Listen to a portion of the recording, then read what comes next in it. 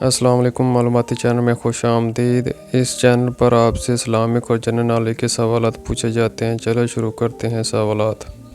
سوال نمبر 1، کس مذہب میں ہر انسان پر علم سیکھنا فرض ہے؟ کس مذہب میں ہر انسان پر علم سیکھنا فرض ہے؟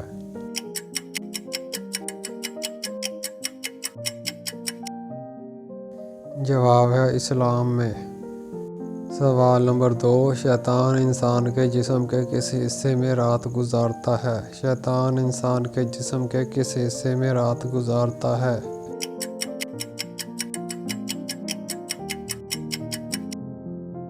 جواب ہے ناک میں۔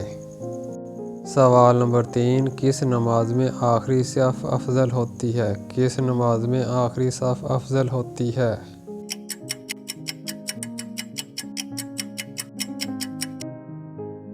جواب ہے نماز جنازہ۔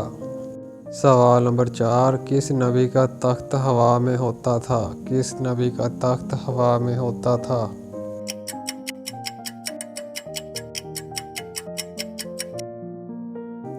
جواب ہے حضرت سلیمان علیہ السلام۔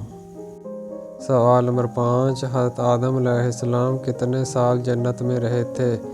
حضرت آدم علیہ السلام کتنے سال جنت میں رہے تھے؟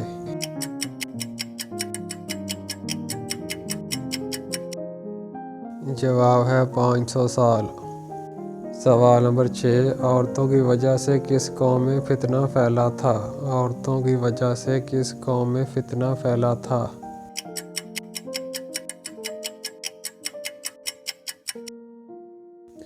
جواب ہے بنی اسرائیل۔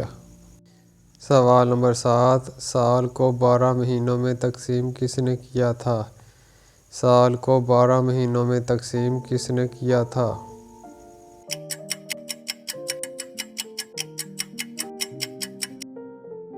جواب ہے مصریوں نے۔ سوال نمبر 8، ناپاکی کی حالت میں سحری کرنا کیسا ہے؟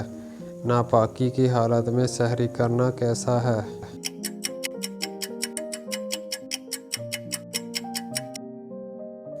جواب ہے اگر کوئی شخص سحری سے پہلے ناپاکی کی حالت میں ہو تو اس سے بہتر یہ ہے کہ غسل کر کے سحری کرے۔ اگر غسل کا وقت نہ ہو تو یا کوئی عذر ہو تو وضو یا کلی وغیرہ کر کے سحری کر لینی چاہیے۔ ناپاکی کی حالت میں سحری کرنا منع نہیں ہے، لہٰذا اگر کسی شخص پر غسل واجب ہو اور وہ صبح صادق سے پہلے غسل نہ کر سکے اور سحری کر کے یا بغیر سحری کے روزہ رکھ لے تو اس کا روزہ درست ہے۔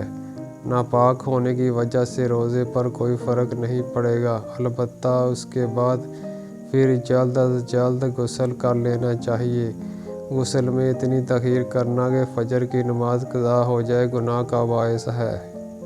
سوال نمبر 9، مسلمانوں اور کافروں میں سب سے پہلی جنگ کون سی ہوئی تھی؟ مسلمانوں اور کافروں میں سب سے پہلی جنگ کون سی ہوئی تھی؟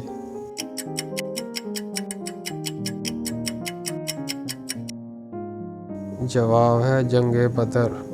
سوال نمبر 10، کیا وضو کی حالت میں آئینہ دیکھنے سے وضو ٹوٹ جاتا ہے؟ کیا وضو کی حالت میں آئینہ دیکھنے سے وضو ٹوٹ جاتا ہے؟